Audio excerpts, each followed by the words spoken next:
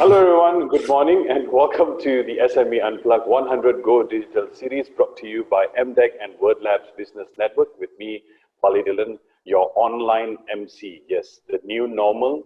I've been actually venturing into the online MC gig. So thank you, MDEC and WordLabs for inviting me.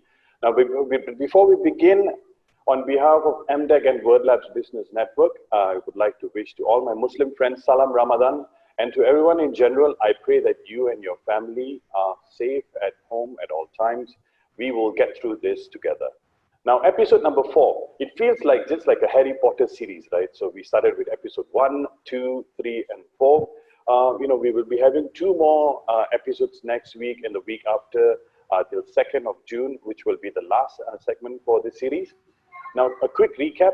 We have discussed about digital transformation, digital marketing, how to manage your cash flows, and today we dive deeper in how e-commerce can help you in boosting your sales with massive change in retail habits. But before that, what is SME Unplugged 100 Go Digital? In tandem with 100 Go Digital initiative by Malaysia Digital Economy Corporation, or better known as MDEC, together with WordLabs Business Network, they are hosting currently this series which you are in right now, an essential discussion through speaker sessions, panel discussions for SMEs to evolve and rebound during and post COVID-19. Now, let me give you a brief introduction of MDEC and WordLabs Business Network. Established in 1996, MDEC is the government's response to the new concept of digital economy. MDEC continues its role to organize and lead Malaysia's digital economy forward. MDEC launched an initiative called 100 Go Digital. Now, what is 100 Go Digital? In simple, it's very easy to understand. It is to enable traditional Malaysian business in key sectors to move towards digitalization. Now, to get more update, you can actually join the 100 Go Digital community on Facebook. So just type 100 Go Digital on Facebook, and you can actually click to request and join the group to get more updates and events, for SMEs to network and also learn on how digitalization can actually boost your business. Now, also, SME Quick Wins by MDEC works with technology solution providers to offer their technologies on pro bono basis or discounted price for SMEs also to actually work. MDEC is also working with BSN and SME Bank to provide digitalization grant up to about 5,000 ringgit. So to know more, the link will be posted on the comment section. So right now you can see the comment section. There will be a link. You can actually click on that and go and find out more about the SME Quick Wins and etc. WordLabs Business Network, WBN, their function is to assist business organizations to adapt and grow in an increasingly uncertain and volatile world. The outfit looks into subjects of globalization and digital transformation through content development across multiple media platforms and events. Now, a brief housekeeping note. I'm just going to keep it very short before we get started. Now, to all participants, if you have any questions during the presentation, you can actually post it up on the Q&A tab. It's right at the bottom. If you could not see it, if you're accessing via your phone, just click on the three dots on your right. You can actually click on that and you can post your questions. There's also an upvote option. If let's say you already see a question which you think that it's similar to yours, you just click upvote so that question gets prioritized. So throughout the event, if we have time permits, so we will actually go through all the questions, else we'll just tackle them through the Q&A answer tab. You can also answer through the chat as well. Now, there will be 2 polls, one in the mid-section and one at the end. And as also, there will be a survey email sent to those who are watching in Zoom. We have your email addresses, so we will actually send one as well. So please do provide your feedback, because your attention during this segment and your experience, your knowledge and feedbacks are vital to improve our, basically to deliver a better version of this series for you. Now, also a friendly request. This series is designed to generate ideas. So let's not use this platform to spam the chat with contents which are not relevant. Now, today we have 3 segments. one speaker session, one panel discussion, and one clinic segment. So episode 4 of SME Unplugged 100 Go Digital begins with welcoming remarks by founder, CEO of Word Labs Business Network, Mr. Sridharan Velasavi. Good morning, Bali. You can hear me, Bali? Yes, sir, I can hear you. All right. Good morning, everyone, and welcome to part 4 of our SME Unplugged series. So, to the first timers to this webinar series, as a quick introduction, the objective of this event is to provide quality information and insights for micro and SME owners during this crisis. So the earlier 3 events actually looked into one, digital transformation, the second one looked into digital marketing, and last week's session, the third session, looked into SME cash flow related matters. So of course, the recordings of all these events are available in our Word Labs Business Network Facebook page and also the YouTube channel, right? So if you have missed it, you can definitely check those recordings as well.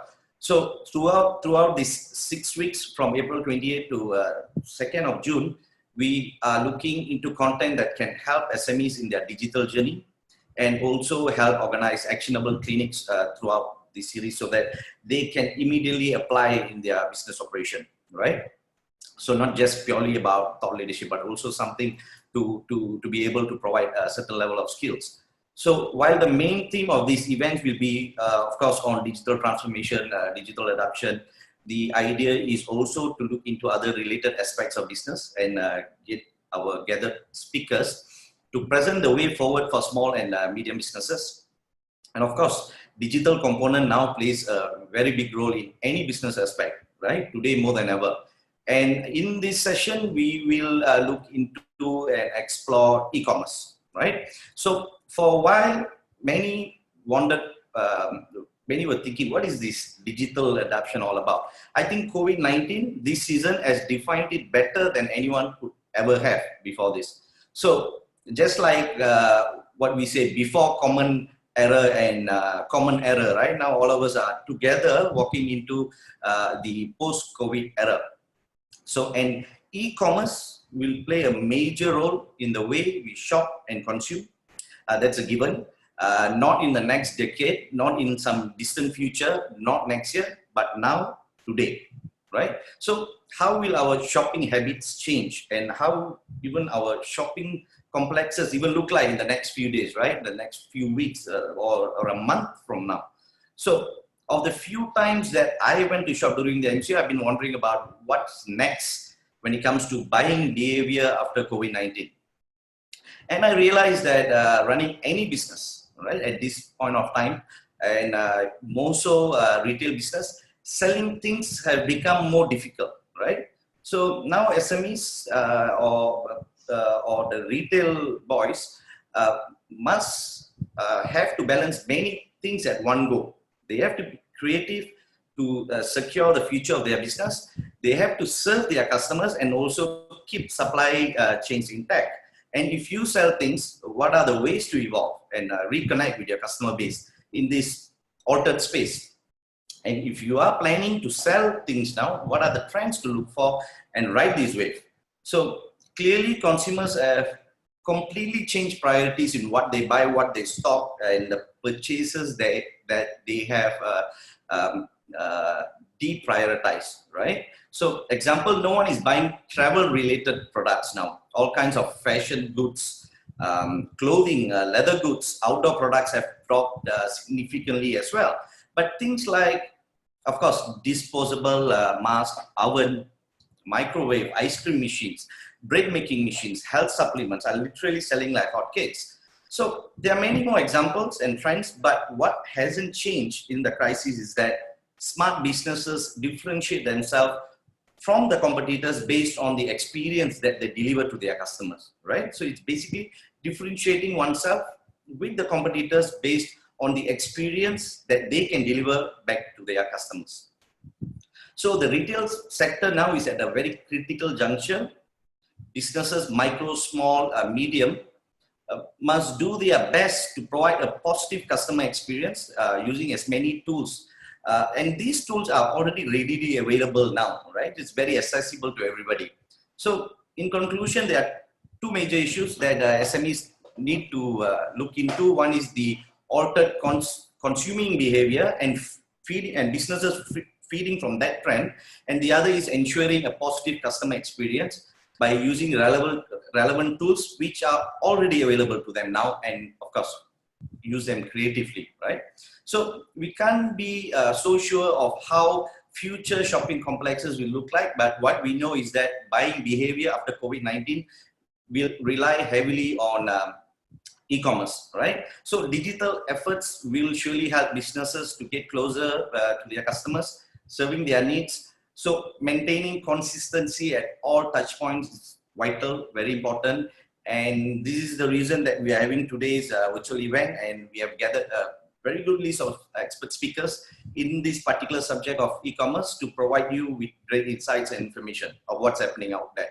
So, and at the end of this session, as Bali said, there is a speaking session and a round table, and finally an actionable SME Unplugged clinic at the end of the webinar to be conducted by Neowave Solutions with a presentation entitled More Channels Means More Sales, right? Very simple, very apt. More channels means more sales.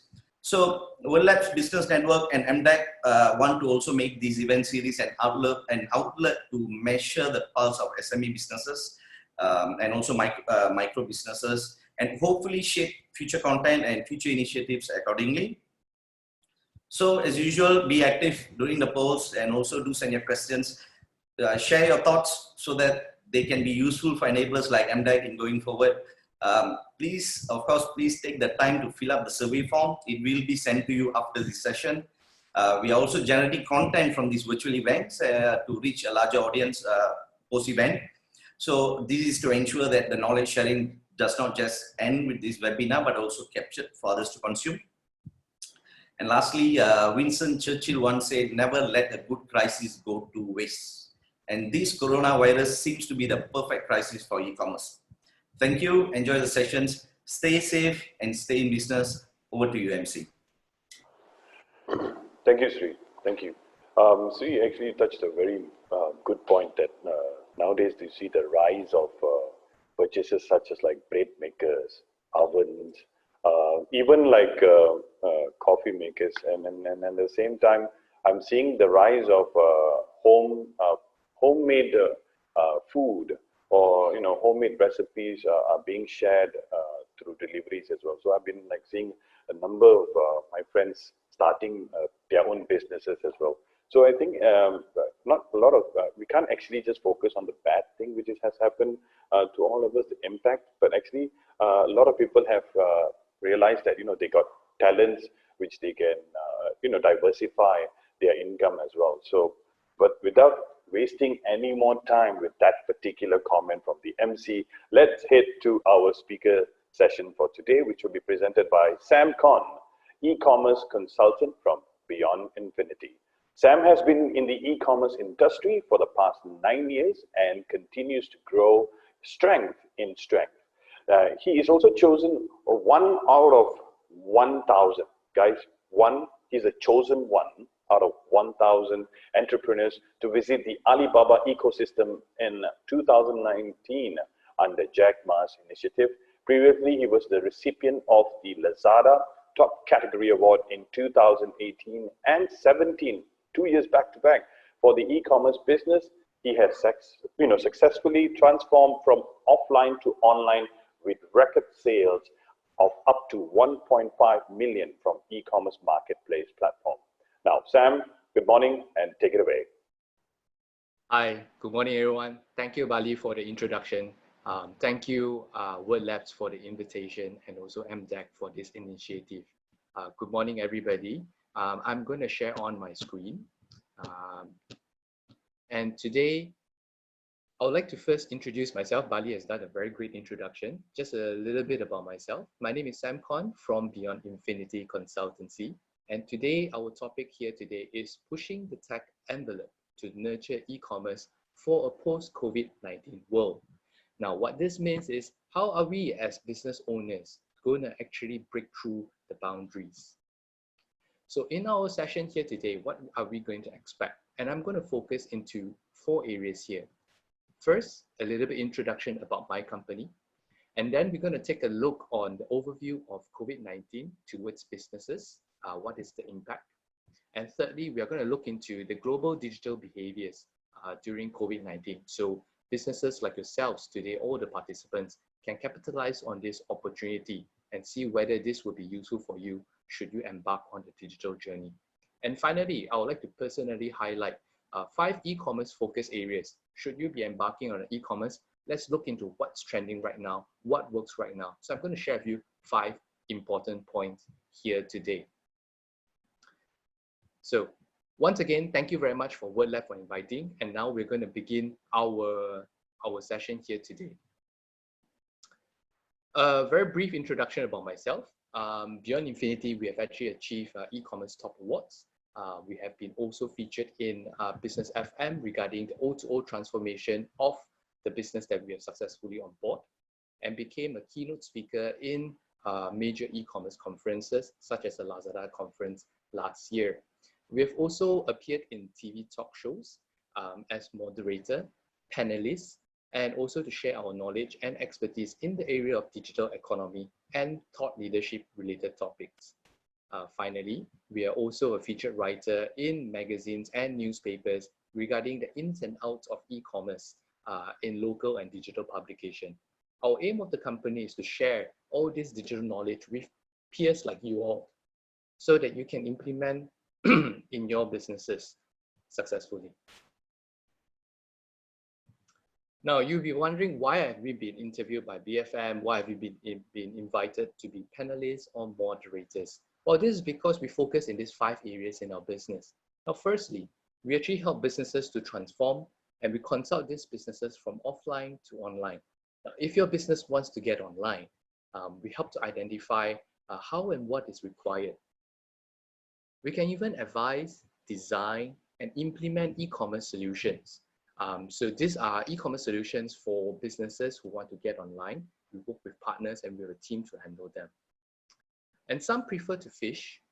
Some also learn how to fish. So in Beyond Infinity, we do both. We train businesses in upskilling themselves and updated with the e-commerce know-hows to boost online sales. We're also invited into speaking engagements. We've spoken in various platforms, always sharing the latest insights and leadership thinking in e-commerce. And today, all of you are very fortunate to be here as well, because we would like to share with you one of our latest insights today. We also assist businesses to increase their revenues through personalized e-commerce and business transformation coaching. So these are the 5 areas that Beyond Infinity is focused in. Now, without further ado, allow me to move forward with what actually COVID-19 has impacted our local businesses. Now, to give you a rough overview, the MCO has actually severely impacted businesses in our country. To give you a simple illustration of the impact, and I do not want to dwell too long into this, just to give a general overview to most of our participants here today. 98.5% of business establishments in Malaysia actually belong to the SME category. And our SMEs are expected to contribute an approximate of 41% to our country's GDP. However, due to COVID-19 and also MCO, and in fact, for the past more than 50 over days, most businesses were actually forced to temporarily close. And obviously, even now with CMCO, some of them moved beyond and couldn't operate as well. What I would like to share is a recent study that has been done by our statistics department shows that roughly about 46.6% of self-employed respondents actually lost their jobs during the current scenario. And even some of the experts in our national bank predicts that this COVID-19 will further push our unemployment rate to 4%, and recently have been adjusted and published in news that it could go up to near to 5%. What this means for businesses is actually a lot of businesses cease to operate. And reason one is because they couldn't find an additional revenue or couldn't find an additional channel to generate revenue. And so today, having this topic is, we would like to explore how actually digital, online, or e-commerce can actually help you to build that channel for revenue should you belong to just a retail or physical store and you do not have any online channels at the moment. So a quick look into global data in terms of consumer digital behavior. And I would like to pull your focus into the blue color icon. Now, the blue color icon states that search online for product or service to buy. That's roughly an 81%. And this statistics was being pulled up very recently, just this year. On a global data index, there's 81% of participants or people who are actually searching for business, a product, or even a service. And now I would like you to shift your focus into the red color icon, which states that purchase a product online on any device, and you will be able to see that there's a 74% in terms of that. So if you look into the entire global data, it shows that there's a high percentage of people, searching across the globe. So this inclusive of Malaysia as well.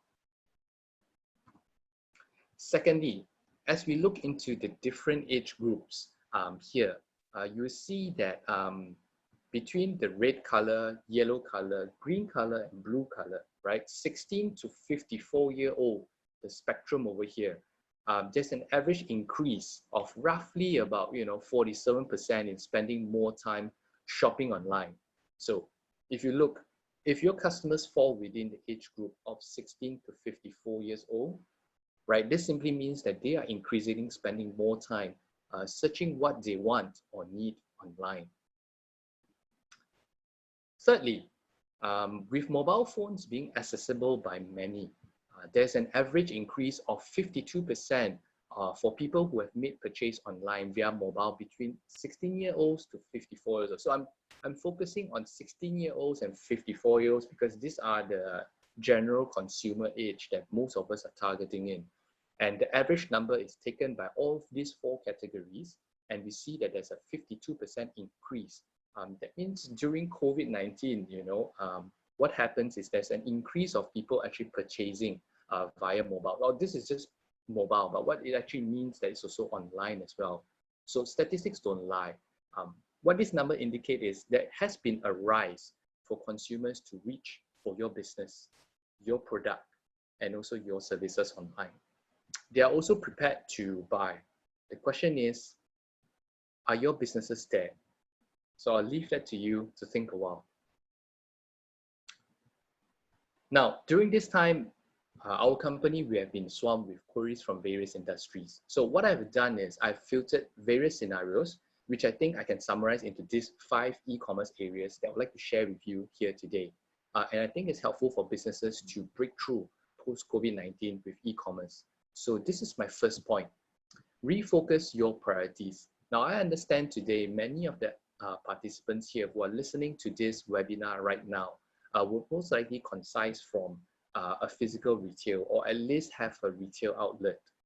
There are some of you who may have e-commerce, but this is also applicable to you. Now, pandemic has definitely bring a sharp fall in terms of the foot traffic, meaning that during MCO period, nobody could actually come to your physical store. Now imagine this. This will continue to actually affect businesses in the coming next rolling 6 months until there's any drug that could actually cure this.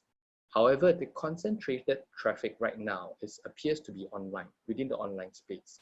And I'm sure that most of you here today who comes for this webinar have gone through a series of webinars and heard of this. So what am I trying to emphasize here? So regardless of what business you are in, start leveraging on the online traffic. So we all know that online traffic, that's where the traffic is. Let's focus on that. Now, how do we do so? First, identify the suitable sales channels and distribution channel that you can help your business to reach customers. Number 2, shift your strategy and get your team to focus on the platforms that can build revenue pipelines for you. Now, with a little bit of research, you would be able to see what platforms are actually much more suitable for you, or in fact, maybe building your own would be suitable. Thirdly, focus your resources, your team members in building that channel. I think that's very important. There were many SMEs that think that many of their people will not upskill. However, you'll be surprised that when you actually have a one-to-one session with your employees, they actually have skills that you may not have discovered when you first hired them, right? So regardless whether you are in manufacturing, retail, or even service lines, get in touch with your clients, educate them, and remind them that you are now online. And to further extend this point, I would like to emphasize that usage of live stream have increased. So businesses are actually educating their customers about their new products, sharing best knowledge, or even providing professional services. So whether it is your website, your social media, etc., you can put in your latest info about your business to engage your clients. So here's a tip. It is not always about selling your product, right?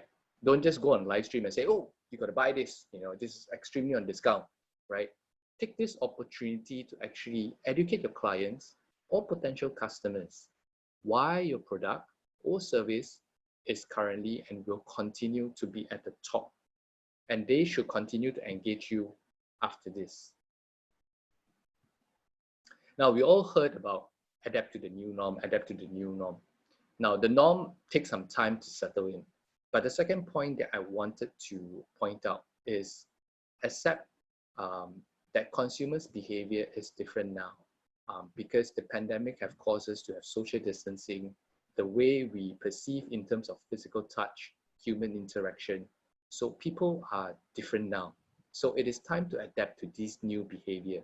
And under this, I would like to emphasize in 3 areas, right? The first area would be customer interaction. Many retail customers may not be comfortable having a face-to-face interaction, despite MCO currently have been, quite uplifted. Now, if they have any questions about your product or service, consumers generally right now prefer to have a safer and less physical interaction. So when you are exploring to go digital, having some thought on this feature would be important. And having your team to be trained to interact online with your customers is crucial because the entire interaction is very different from a physical interaction. Secondly, we look into purchase behaviors. Purchase behaviors have definitely shifted with higher traffic such as e-commerce marketplaces, social media, store websites compared to offline or even physical retail. One of the convenience of purchasing online would be payment systems. So make sure that if you do choose to go online, whichever platforms you choose or whatever website that you plan to set up, it does include allowing customers to make payment as easily as possible. Even right now, we see that the physical retails that are thriving is because they have adopted cashless payment, which makes everything easier. So think about from a customer's perspective, if they want to purchase something, make sure that payment system is not a blockage for them. And finally, when we look into fulfillment, we all know that fulfillment plays a major role after a customer have purchased your product or service. So with the new norm of social distancing and minimizing contact, you would like to rethink how do you actually deliver your product or service to your clients. Would a Zoom call be required, a Microsoft Teams required if it's a service? But what about products? What courier can you use? Or would there be contactless pickup points? So the critical part, in terms of adapting to this called new norm, or I call it new behavior, is to be sensitive to your customers. Let's not always keep thinking about our business, I want to do it this way, but let's think about our consumers. What are they thinking? What are they concerned about? What are they worried about? So every business targets different segments of consumers, each with their own digital literacy. So it is important to make your content accessible to them, user-friendly to them, so that they're easy to browse and easy for them to understand, to take action. So remember, it is always about customers, customers, customers. Third point, e-commerce operates differently than retail. You don't have a physical retail assistant physically helping your customers and closing the sale, which is why e-commerce focus a lot in content persuasiveness, and we call this content evolution. In this, we will look into four pillars that creates persuasion in online. The first one is descriptive. Now, could be your product description, the way you write your copyright. Now, description is where customer will read about why they should engage you or purchase your product. In the online world, customers have so many different choices. And if they don't find the content that they are looking for in your business, they can actually easily just exit from your store. They won't tell you how, they won't tell you why, and you just see them just dropping out. So they may not even initiate to ask you. So think deeply, what description matters to your customer? If you have a product or service, what is the main caption that could actually capture their attention and allow them to understand your business better? And then we evolve into visual image. They say that picture paints 1,000 words. This comes true. And the way you present your image matters. It creates an impression, right? And it is an entry point for customers to click and learn more about your product or service. So Malaysians love food, and I thought I could use this example. So treat your visual image like food pictures. The more inviting and appetizing it is, the higher chance customers will want to click and find out more information about it. So I thought this example will be quite easy for people to understand. Now we look into narrative video, and I have to say that during this period, video and live stream have gained extreme popularity. And the focus in this tool would be, how can you demonstrate your value so online customers can purchase from you? And I would like to part this keyword with all of you. In your video, the most important demonstration is value, right? It's not about the sales, it's not about the promotion, it's not about the discount. It's about the value of your product or service, helping in solving a problem that your customers would have. And live stream definitely have just took off in our country. So during MCO, you will see, bursts and bursts of Facebook live streams, live streams in e-commerce platforms as well. You see pretty much on any platform, I'm sure. However, the key to live stream is to be able to engage and captivate your audience in real time. It is almost like this webinar here, making it a two-way communication rather than just one way. So the fourth area in terms of breaking through for COVID-19, post-COVID-19 actually, is to understand the era of fragmentation. Fragmentation means that everything is pretty much scattered, right? We are actually right now belonging in an era of fragmentation, whereby consumers do not have the time or patience to actually look into a lot of text, so descriptions or even information. A simple example of this would be how news channels have actually put their focus into short videos. And in my slides here, you can see the Business Insider and SCMP, South China Morning Post, have actually adopted, using Instagram, using Facebook to create short videos. So putting this into practice for your e-commerce would be keeping your content short, simple, and sweet, right? Short, simple, and sweet, allowing consumers to digest your content and be persuaded within a short time. Just to share with you, an average caption or captivation of a video or product video is usually less than 1 minute. So think about that 1 minute. What can you do if you were to create a product video or a video for your business within that 1 minute? And lastly, I would like to part with you is, these are some of the very common e-commerce common mistakes that usually my clients that I meet, or the usually sellers that I've seen before, right? These are all mistakes that I observe from even my students before they come to me or to my training. The first one is poor representative of product title SEO or product description. SEO means that search engine optimization. But to make it simple for you all today here is that if you have a poor representation of your product title or description, it means that customers cannot find your product. And when they cannot find your product, they cannot purchase from you. Second, store layout that does not create trust or engagement for online customers. So this results in low conversion and a negative experience. When you decide to embark on the digital, remember when I say that impression sometimes counts, is that how do you actually make your customers navigate, with a user experience that's comfortable? If you have embarked onto a digital platform and allowing customers to be very lost, they don't know how to find you, they don't know how to find your product, there's no proper categories for them. It's like going to a very messy grocery store. So when customers get lost, they will get frustrated and they will just U-turn and leave, exit. And thirdly, e-commerce operation potholes, which could actually be quite damaging to a lot of businesses should you not know about it. There are a lot of SOPs that you need to be aware of. And just a simple Google search, do a little bit of research, ask your peers around to gather what are the potholes that you can actually avoid, because some of them can be costing a bomb.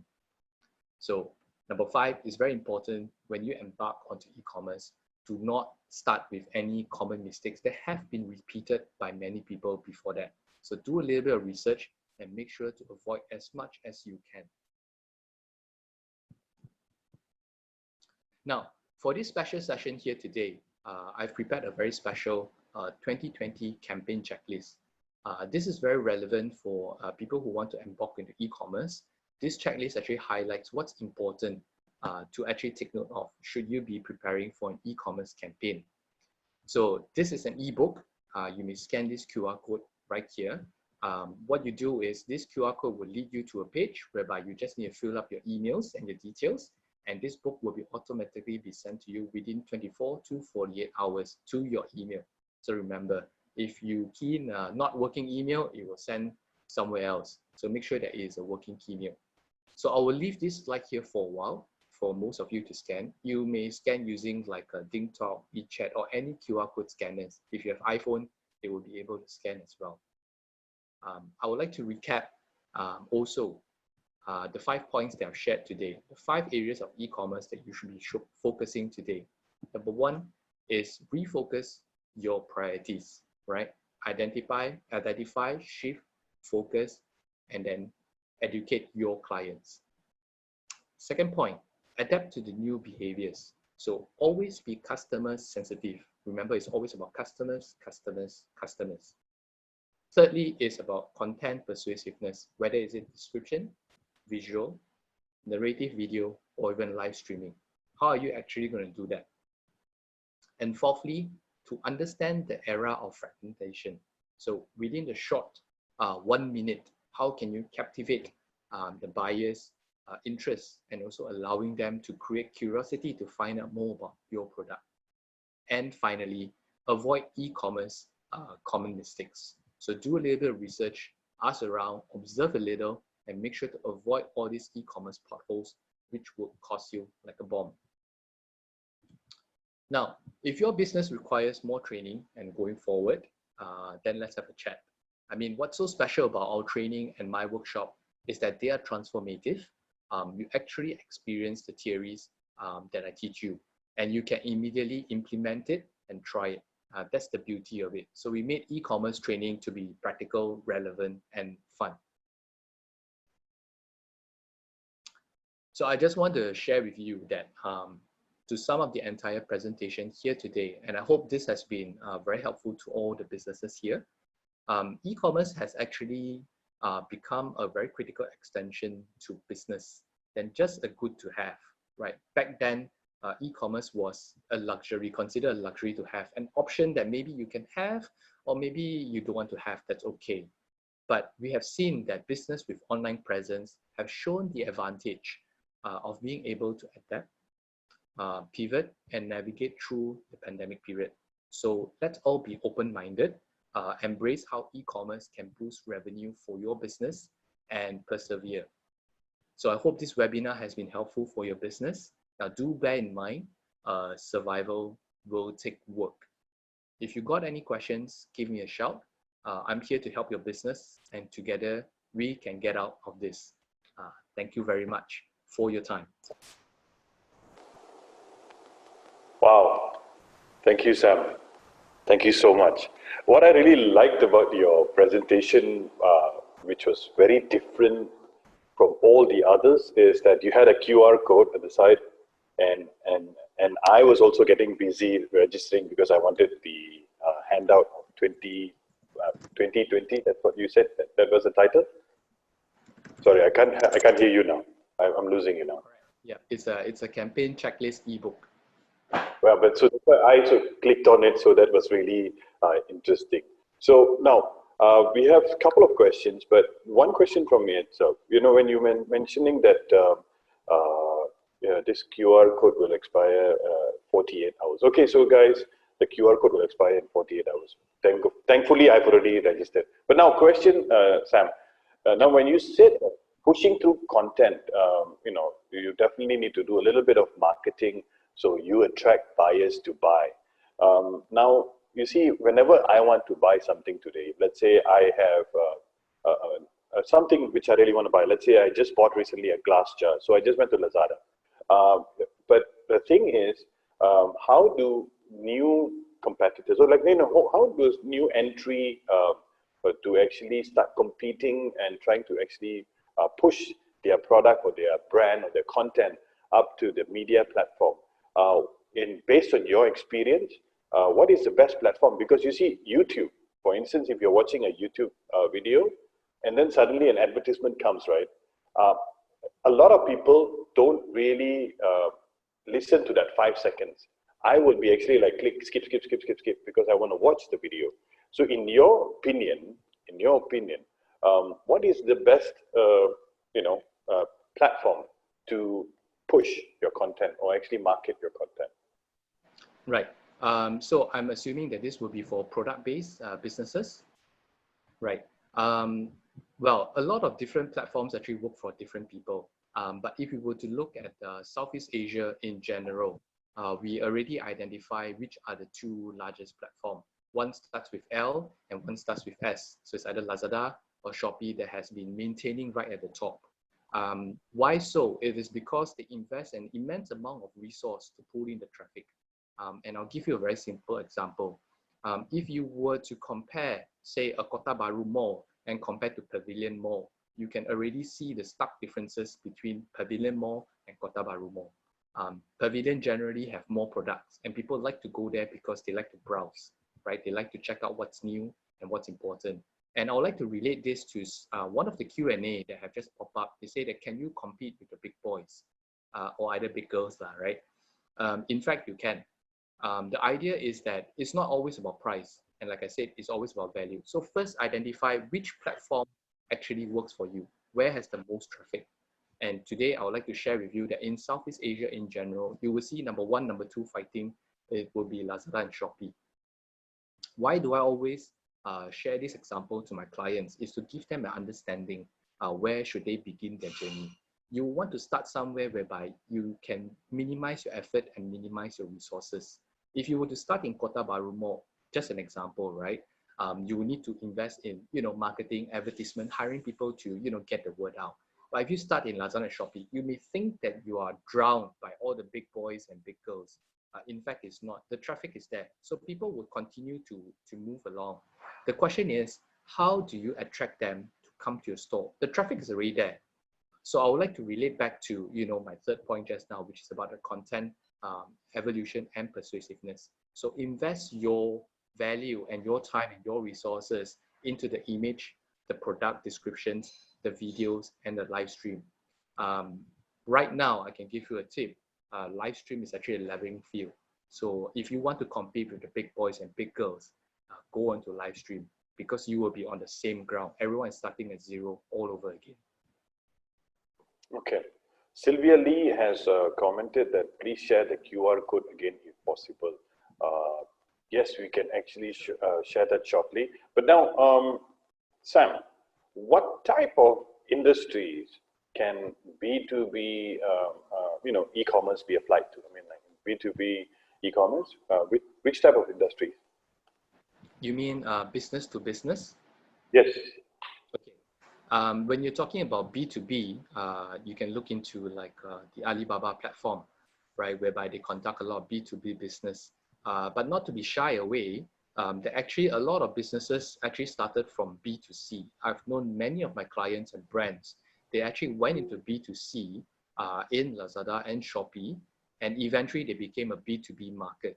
So B2B, you may find different platforms. There are also platforms such as Droppy as well, which are B2B platforms. Go do a little bit of research, right? However, should you have presence in B2C, the idea is this. Generally, Malaysians who shop on Lazada and Shopee actually has a job, right? They are working in a company.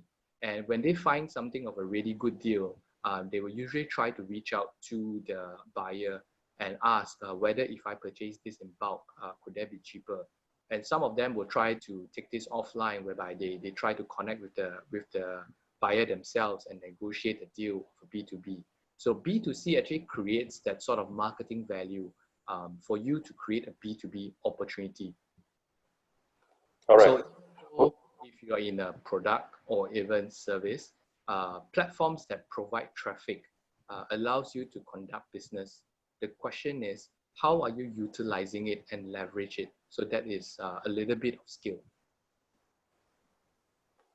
I have a lot to think for, because you see, I'm not a product. I mean, I am a product by myself. You see, I don't actually produce anything. So I got a lot of things to think about. But you're right. Live stream is the most important in my kind of business. But right now, I'm seeing a lot of people marketing their products as well through live stream. And you're right.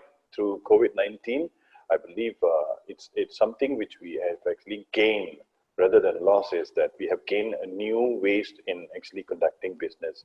So it's all not downfall, but actually there's a lot of ups as well. Now, before we actually say bye-bye to Sam, would you like to share that QR code again? Apparently, a lot of people were interested about the QR code. So I will share the link in the chat, so then it's easier for them to click as well. Okay. Over there. All right. Okay, Sam, thank you so much, Sam. Thank you so much for your time, and hope you and your family are safe, and we will see each other after this. And that was Sam Con, e-commerce consultant from Beyond Infinity. And before we move to the panel discussion, let's go to poll number 1.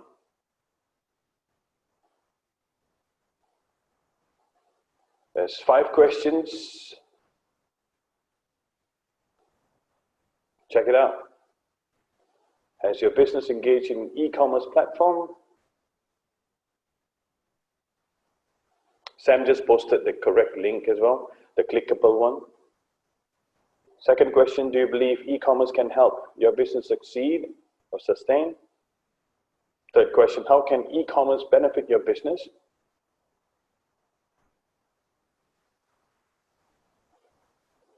Fourth question, what are the barriers to adopting e-commerce? And the final one, what is the reason for adopting e-commerce into your business?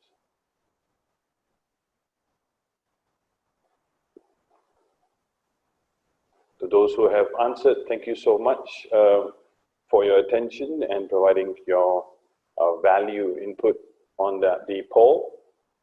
Now, let us get drenched with ideas through our panel discussion for today. The topic is changing the shape of retail in a post-COVID-19 world. Remember, for any questions, click on the Q&A tab and type your questions over there. And let's introduce our panelists for this episode. Carol Fong, Head of Seller Adoption and Development, MDEC. Carol has over 17 years, guys, of experience in e-commerce trading and consultancy. I was very interested when I was very excited to read her introduction. She started her business from a mere hobby, and now she manages her online business single-handedly.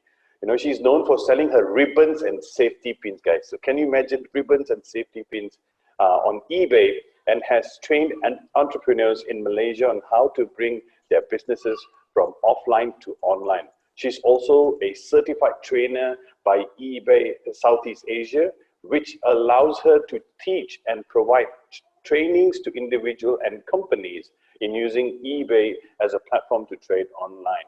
Hi, good morning, Carol. Morning. Morning. Next up, we have Arthur Chemin, Retail and E-commerce Industry Manager, Mid-Market, Google. After a few years in agencies and 3 years in Google EMEA, Arthur joined Google Singapore Hub in 2018 to focus on helping retail and e-commerce businesses to grow in the region. He has been supporting clients from audit, online and offline revenue growth hacks to overall omni-channel strategy, crafting and implementing, working with various departments within those companies. Hi, Arthur. Good morning. Hi, everyone. Good morning. And our final panelist lined up for today, Christy Yong, Executive Director, Miss Reed. Christy Yong is the Executive Director of 3 homegrown women's wear fashion brands, each serving to enrich the lives of women based on their different needs. Miss Reed for the Curvy UK 12, UK 24 Women, DD Collective, Contemporary Women's Wear label, and the upcoming Ori, if I pronounce it correctly, AURI, by the Millennial Community for the Millennial Community. I like the way they say the Millennial Community for the Millennial Community. I like that. I like the tagline. Very nice, very fresh. She and her team operate over 25 stores across Malaysia and Singapore with a strong online retail presence. Here is an entrepreneur who strives towards brand growth so they stay continuously relevant for both the consumer's lifestyle and retail landscape. Good morning, Christy. Welcome down. Good morning. Hi, thank you. And moderating this discussion, you see the thing is the lineup is strong. You see you have MDEC, you have Google, and also Miss Reed, so they are all heavyweight champions in their own, on their own area and expertise. So guess what? We brought on, we said, okay, so they're very strong. So we said, never mind, let's bring a doctor, all right? Who is a doctor who actually has a doctorate and also teaches and also consults in Multimedia University Business School. Dr. Alan Down, a research fellow and consultant. And Dr. Alan is originally Canadian. He has been working in Malaysia as an educator, researcher, and service industry advisor since 1999. So he's been in Malaysia for 21 years right now. His expertise in service marketing, strategic planning, and customer experience management offers valuable insight for entrepreneurial ventures and SMEs. Dr. Allen is also the member of Executive Committee for the Contact Center Association of Malaysia, better known as CCAM, and is a frequent speaker, panelist, and moderator at industry events. Good morning, Dr. Allen. Welcome down. Thank you, Mr. MC. It's great to be here. And welcome to all our panelists. It's going to be a wonderful experience working together on this. Bali, if I'll just take it away. Yes, sir. Take it away. Good. Listen, from your comments, Bali, and from the excellent presentation that Sam Khan from Beyond Infinity Consulting provided for us, and also through Taryn's comments at the outset, it's clear that the COVID-19 pandemic has had a huge impact on commerce and on the economy, not the least of which has been on retail. From everything that's been said so far, it's clear that retail is going to change.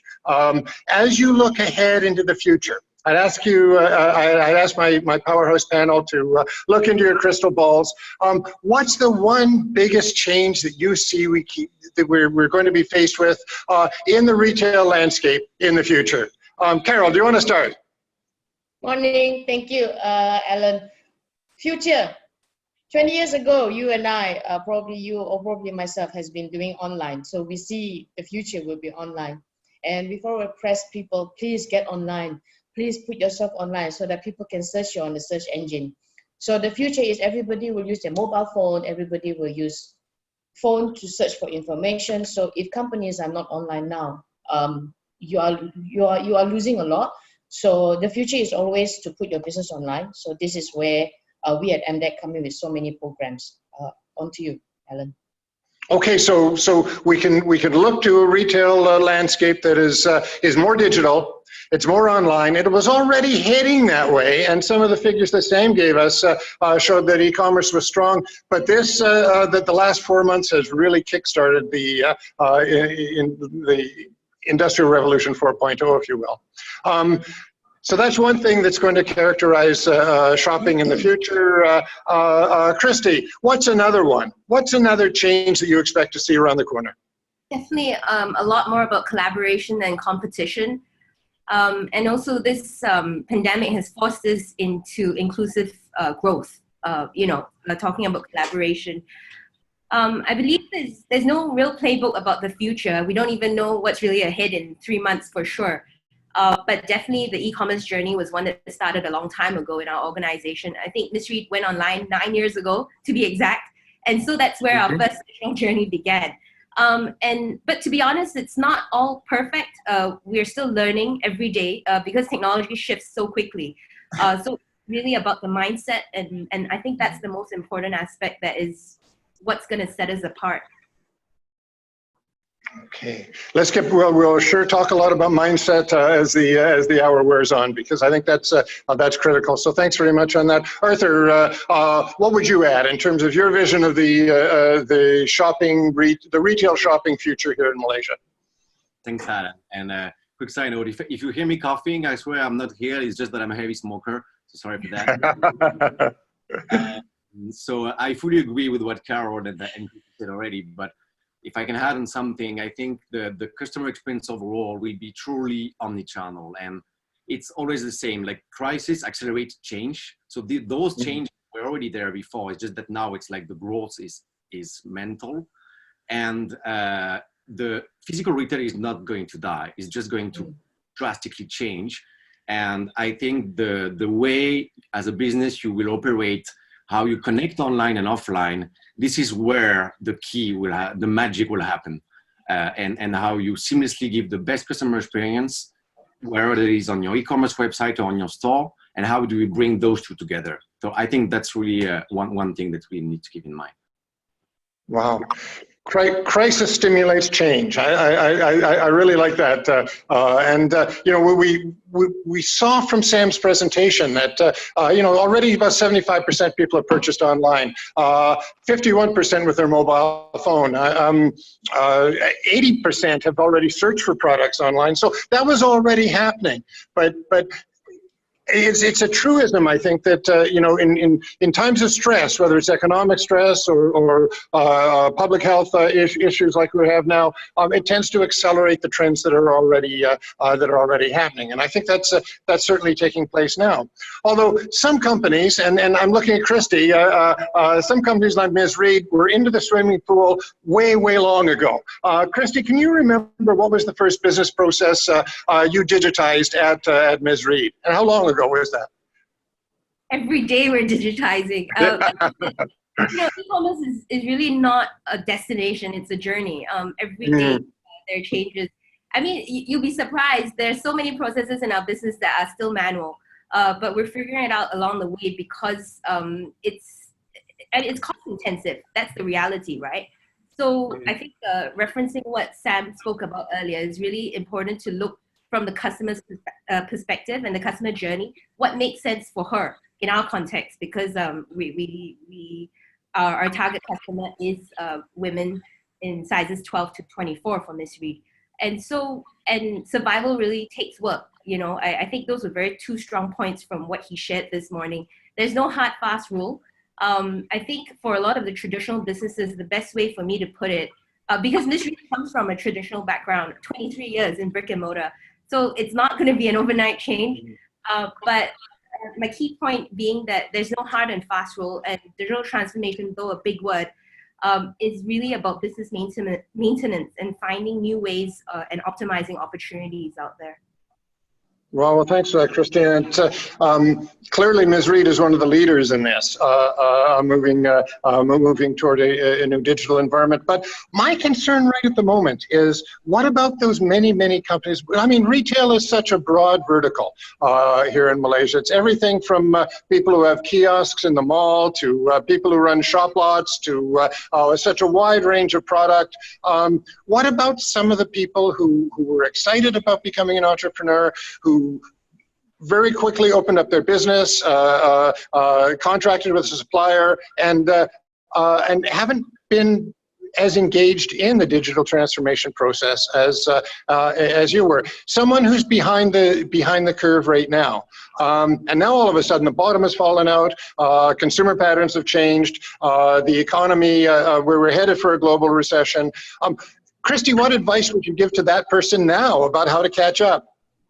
I think a lot of it depends on the organizational ability. So there's, mindset is not really about age at all. Just to share a little bit about what's happened to us in the last 8 weeks since the pandemic. One of our first teams to pivot was one of our most traditional teams in manufacturing to reprocess our production line to cater for PPE. And my point is, we have young millennials in the company as well. And somehow the change just couldn't take place as effectively and as quickly.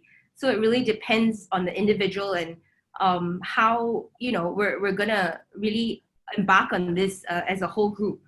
But further to that, I really believe digital partnerships are the way to go. For the last 18 months in our business, we've been looking at ways on how to, recognizing the importance of digital. We're actually building on a digital first brand, which is what Ori is all about. And it stands for actually, you are the inspiration.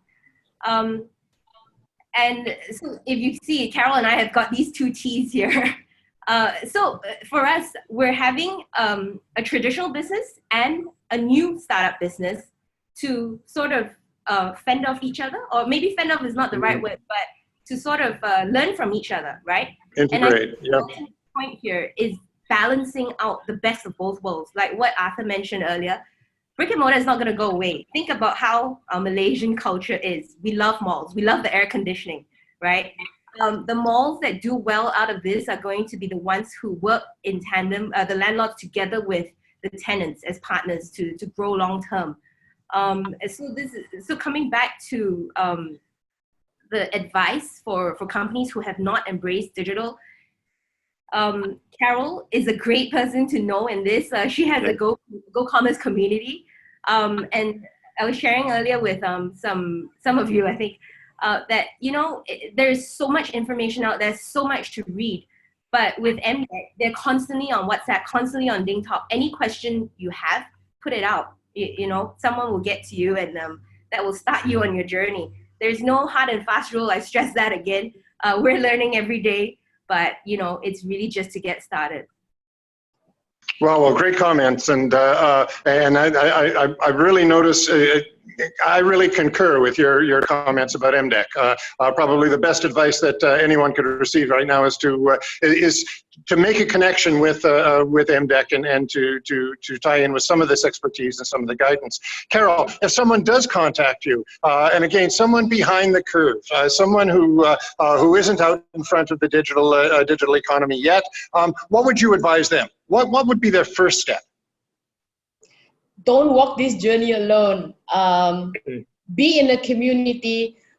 Find someone that will help you. Like in MDEC, in our community called Go eCommerce Community, some of them are inside this chat room as well. Siulin, we have Brenda, we have Aunt Anne-Marie. They're all there, even Christy are there. Everybody come to a community to search for solutions, to search for help, to search for tips, to search for how-tos. And you can't do this alone, and the traditional business will be at a roadblock right now because they don't know where to go, or they're overwhelmed with so much information and they do not know what to choose. But the community will tell you, oh, don't choose that because it's too technical. Go this one is much more easier. Oh, go here because it's much more cheaper. Your entry point must be 0, or your entry point is better. So in MDEC, when we have this SME digitalization grant, we filter through hundreds of companies that can provide POS system, the digital marketing, the e-marketplace, or the e-commerce solutions for you, and CRM and HR management or accounting management software. It's all there for you to shop around and browse and do your research. If you don't know them, just ping us. My colleague Zalila is here. She can say hello to you. So she is from the SME Digitalization division, and I'm from the e-commerce. Anything to do with e-commerce, we breathe, we sleep, we really shower with e-commerce as well. Go and buy all those e-commerce, support local business. I buy from Miss Reed. I love Miss Reed. We love Miss Reed. So I can't even wear my t-shirt today with my name on it. So I said, okay, I'm going to give Miss Reed this, support her. So don't walk this journey alone. Google is here, the Facebook is here, everybody is here to help. People like Sam, the consultants are there to give you free, well, I hope it's free consultant. Me, everything is free because why? We're from MDEC. So come forward to me. If you want my number, just say yes on the Zoom or just say yes at the Facebook. And it's possible for people to register for the Go Digital Economy and to explore further the digitalization grant, correct? Yes. Now, we're not going to go into the process for that, but I would urge people to follow up in your your post-webinar research because there's a wealth of information there available through MDEC. One of the things that it seems like it sounds like you're saying, Carol, is that we can expect as the retail landscape unfolds to see greater localization, greater local community development, as was just mentioned. Online, we're all Sifus. We can all learn from each other, and so that's certainly a way of the future here in Malaysia, isn't it? Yes, it's. I learned from Christy and the team, and they learn from our community as well. So many of the SMEs share stories from us, how they pivoted their business, how they embrace the digital, how they learn from the mistakes, how they do the first step. So the first step is be in a community so that the community can advise you what's good and what's bad and what's not to do, because we don't want you to make mistakes like they did. So always come. So our community is called Go E-commerce. I will paste it later at Facebook and Zoom. How do you join? Because you have to download this app. No, if you don't download this app, you cannot come and you cannot get information. So the information there is very, very crucial for especially people who wants to go e-commerce. So I'll paste that later. And that's important because Arthur, there are so many advantages that can come from embracing a more digital framework or digital ecology to your retail business. Better diagnostics, better CRM, better customer segmentation. The whole idea of planning multi-channel access that you mentioned before. Out of all of these things, which ones, which of these advantages, which of these incredible features that are becoming available are most exciting to you? And which one would you advise people to dive into? That's a great question and a pretty complex one because indeed it touches a lot of different topics. I would say that I will pick up on one thing that you mentioned here, and it would be data. So basically, data will be the key for you to, one, understand where your consumer goes and what they are interested into. Two, understand your clients, how they operate with you, what their customer journey is, whereas, as we said, on the website or on the storefront. And if you don't have that data, you will not be able to act upon it, and you will try things without really knowing the impact of it, without really knowing if it's working or not. And I think that's the key to growth, is understanding. And so collecting that data will be one key pillar of it. And then it will really help you to build the customer base. So you mentioned the CRM piece, to build the customer base that will be your gold mine in driving new customer acquisition, but also some retention from your current customers, and be sure that they stay loyal to you. Because here as well, another trend that we've seen is that we've seen a huge increase of shifting from your primary store. Why? Is because product sometimes are missing. So if you don't see your favorite product in your local store or in your the favorite website, you will be more inclined to shift to someone else. Same goes for the safety measures that are going to be put in place in the physical world. And we mentioned with Sam the cashless delivery, cashless payment, all of those things that will now become necessary, that before was nice to have. That might also, lead to a shift of habits from I was used to go to this grocery store, but because the queue is crazy and they don't have cashless options or touchless option, I'm gonna go to the other one, which is okay, 2 minutes more far, but I prefer to go there. So yeah, it was a pretty long answer though. No, but a great answer. Great answer. Listen, on big data and on improved analytics. Remember, Sam told us that about 98% of the of businesses in Malaysia right now are SMEs. Not everyone is able to avoid that sense of intimidation about the phrase big data. What do I measure? How do I measure it? Where do I go first? Well, what's the most important thing to measure? These are questions that we try to cover when we teach entrepreneurship and we teach about data analytics at university. But again, people are graduating with still that feeling that boy, that's something I better learn later. And now there is no more later. What would you suggest, Arthur, for that person? Someone who he keeps hearing all this talk about big data, and instead of making them feel excited, it makes them feel sad. Yeah, I can totally relate, and I can fully understand about it, because even us, we sometimes can keep up with how the technology, even internally at Google, So, what I would recommend is going back to, again, the community piece that, Carol and Christy were talking about. There's a lot of forums, a lot of groups that are being built right now and were already existing before, where you can find support. And I will talk from the Google end. For example, we have programs which are called, for example, SME Leadership Academy in partnership with government and some other businesses in the country, where it is really a series of step-by-step trainings to really give you that confidence and in the digital tools that you can leverage. And everything is free. I will also paste, if you want, a link to a website where you have a lot of webinars, a lot of content that people can leverage. So the content is here for free. There's a lot of free content, and free tools as well. So you don't have you don't have to be intimidated as well by being, one, is too complex. People are here to help, and two, it costs a lot of money. That's not true. You can already embark on the digital journey with zero investment, except from time, of course. And time is money, we know that. But at least it doesn't have a monetary aspect. So there are solutions here. If I have a small business, Arthur, say a small business in a shop lot selling household appliances or hardware or something like that, what would you tell me is the most important business analytic I need to pay attention to right now? I would say number one, if you don't have a website, get one and sell on it. That's for sure. Okay. And two, track how many sales are coming from there. And you need to link as well your digital presence to your store. So you need to make sure that, for example, you have, sorry, I'm going to talk about Google because that's what I know, about a Google My Business page. It's free. It gives you a presence and you can tell everything about your store to your customer. When they search you on Google Search and Google Map, you can tell them, I'm open.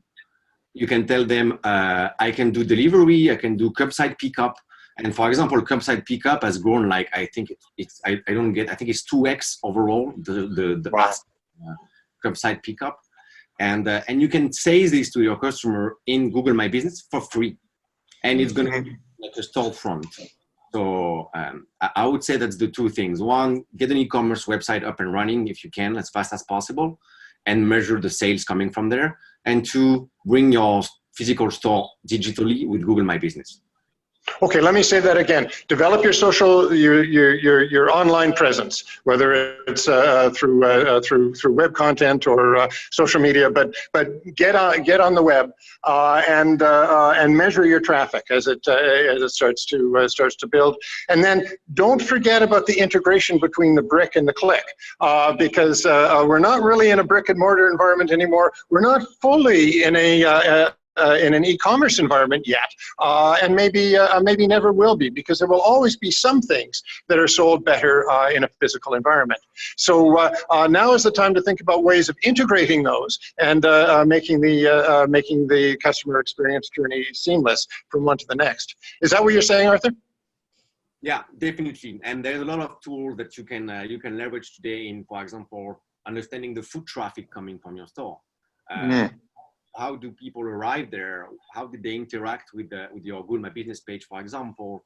And if you are in the advertising business, you also have options to understand if people bought into your store physically, how did they interact with your digital advertising, for example?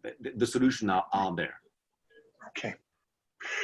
Christy, this whole secret about you creating linkages between your brick environment and your click environment, that sounds pretty critical, particularly since as we move into new retail patterns that are going to affect brick, customer side pickup or curbside pickup, shopping by appointment, those kinds of things may be around the corner also. What secret have you come up with at Ms. Reed for how to make the transition from physical to virtual as seamless as you have? Yeah. So again, there's no secret sauce. We're still figuring it out. I think integration is one of the key pain points in any traditional business trying to transform digitally, because we've got data everywhere. So what we've done in the last couple of months is, well, I think at least 3 to 4 months now, is to work with a digital partner, an enabler, to help us build a data lake, right? So that all the information, like we can see our customer profiles better, we can understand what she's doing, where she's shopping from, and it's still an ongoing journey, but we're finding our way through. And for the first time, I mean, this customer data visualization has really helped enable us to see things from a perspective that we've never been able to before. So your target market is no longer just about age and demographics. It's really about every click and every comment and every interaction with your business. So it's easier to measure consumer preferences. It's easier to measure the mindset that they're bringing into the shopping environment, and that mindset is something that's undergoing quite a transition as well. The transfer, as Captain Ko just mentioned, the actual transformation is about mindset and is about responding to changes. What are the changes you see right now in the retail consumer that weren't there 4 months ago and which are likely to continue on? Carol, do you want to take a try? What's changing in our consumer base? This was shared by my colleague when I was zooming in and out. The pandemic has made the playing field level. We level the playing field. Previously, you see big names in fashion are dominating shopping malls or dominating online. Now, you see a lot of mini fashion brand owners mushrooming online, forces themselves to go online. It's level playing field. So it's so good that this pandemic pushes us to digitalize themselves, and we would like to see more of them coming out, because it also gives a lot of us an eyeball to all these food, fashion, household items. We can't bring our moms out, but I push things to my mom. My mom can shop online, just give me the bill and I pay. So it's like that. Just now there was one question I answered just now. How do you compete with the big boys? You don't compete, or either you collaborate with them or you work together with them and you pick up a niche to yourself. So we never teach people to compete. Just like Christy, she attended the Alibaba Netpreneur program together with Sam, together with so many of the 100 Malaysians gone into Hangzhou. And all of us there, not me, but all of them there, learn how to collaborate and then learn how to put product DNA to the item. That's where Christy comes in. So the entrepreneurs right now are putting so many DNA on their products, like the hardware. Arthur was putting on Google My Business, Google, was it Google My Business, right? So it's free, totally free. So in our e-Usahawan program, we taught our micro SMEs to mark their businesses using Google for Business because it's free. And majority of them successfully did it. Majority of them have an online presence already. So we teach our e-Usahawan or micro SMEs from the basic, which is always free. We don't go to things that you have to pay because pay later. Enjoy whatever is free first. So we thank Google for that. Good. So the customer, let's focus on the customer. The customer is becoming more accepting of doing business online. Christy.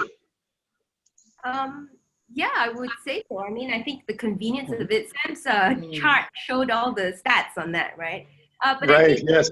besides stats and you know, the serious stuff, I'm going to talk a bit more about an emotional connection, because I think yes. that and is what drives us in the long term and what helps brand equity grow. Because everybody can do cheap and somebody will always undercut somewhere. You know what I mean? Because cheap can't compete with cheap. That's the reality.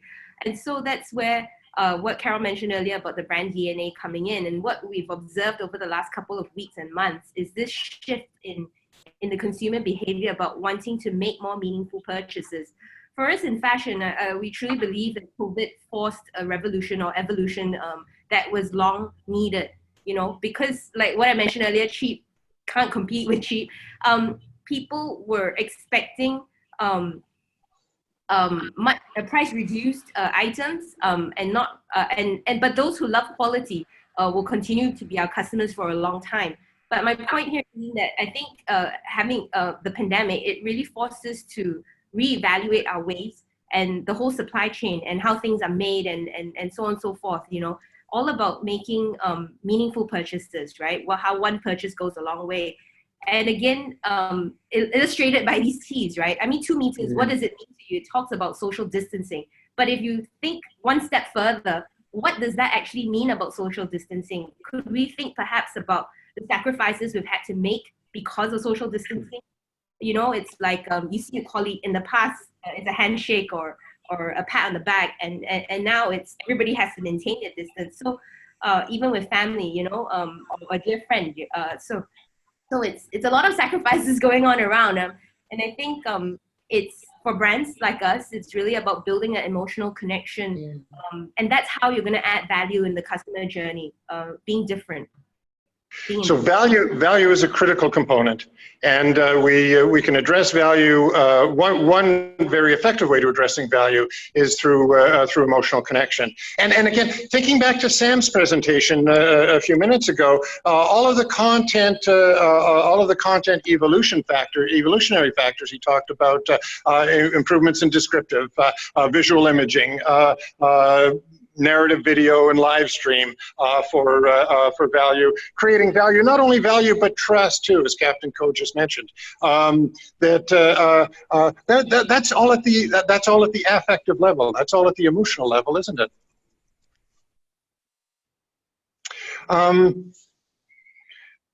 Do we need to reimagine the kind of people that we're hiring to actually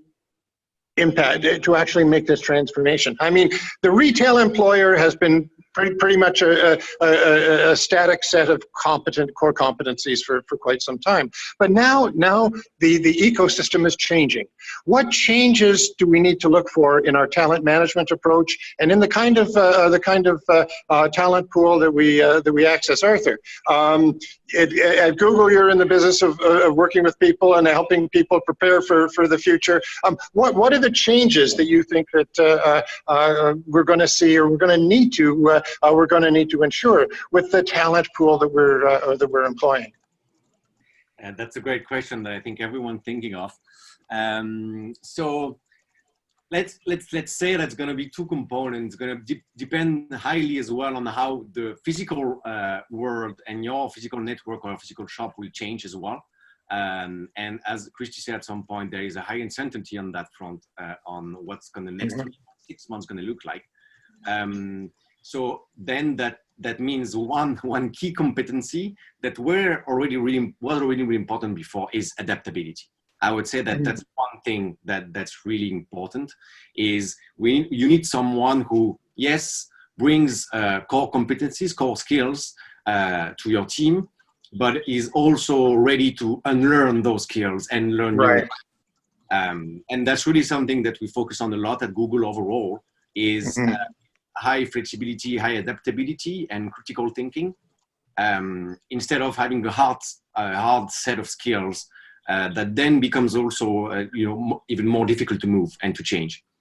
So I would say that's the one thing. And of course, having a bit more of digital knowledge and curiosity around all of those topics would be definitely a plus, I would say. So be agile is your first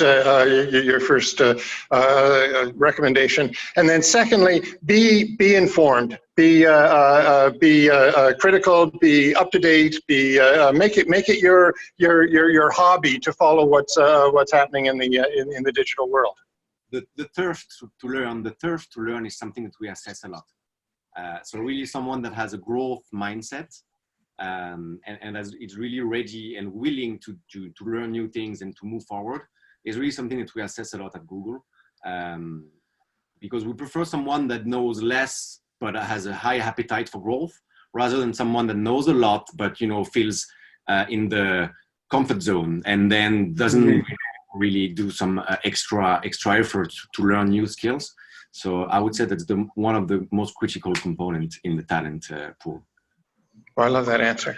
But listen, as we've been talking, I have to say that there's a certain feeling of sadness in my heart when we're talking about some of these changes that are coming.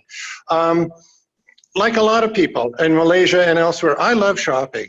And I love the idea of going to the mall. I don't know how many people I've met at the mall for the first time and it's turned into a relationship, or how many times I've gone to the mall and the experience that I had either in a brick and mortar shop or subsequently just even as you said, Carol, the aircon is great. And Malaysia is a mall place. Like, we've got great malls. The national icon is attached to a mall. My condo is part of a mall. The bus station is a mall. The airport is a mall. There's malls everywhere, and they're really, really nice. I'm going to miss that. And there's going to be a feeling of sort of a gap, a vacuum, as some of these changes take us farther apart from each other. It's going to be harder to get together with 6 people from work, go have coffee, and then hang out at the mall, and maybe go for entertainment afterwards. We're just not going to be able to do that as easily, or maybe even at all. How do we fill that gap in a digital environment without getting tacky? Without sort of having little avatars to go through your website. But whose responsibility is it to fill that gap? And secondly, how are we going to do it? Carol, start. Me? Start me? Start who? Yeah. Who? Carol. In retailers' perspective, they have to start playing a role first before pushing this information to the consumer, because awareness is a must. The retailers must show an example. Like how Christy said, the tenant and the retailer must play, the tenant and the mall owners must play a role, because if they don't, and this war against the pandemic, we will lose. We see a lot of places, physical places already put, those markers around where to shop and all. So I'm looking forward, when can we have cinema to put markers, next to me? I'm dying to watch a movie, to watch a blockbuster movie. We're trying to watch that. So it starts with the business owner first, then it goes to us. Because if we go into a store and the store is not being marked down properly, then we know that this store is, okay, you don't care about this, let's go to the next one. because you create fear for the consumer. So Sure. We will not lose the malls because we love the malls. We let the children run over to the mall, and now we can't. So we hope that the business owner starts first in within themselves, then after that share that education to the consumer. So I'm looking forward to that.